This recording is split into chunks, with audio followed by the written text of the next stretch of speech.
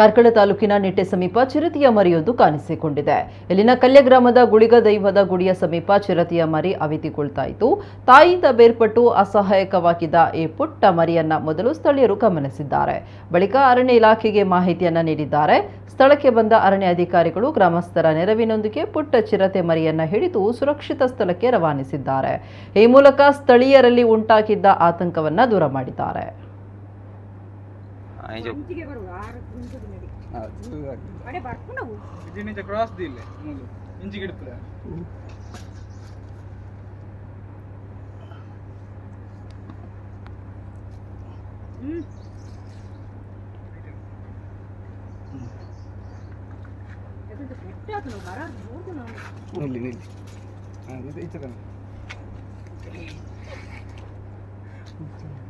Oleh Pak.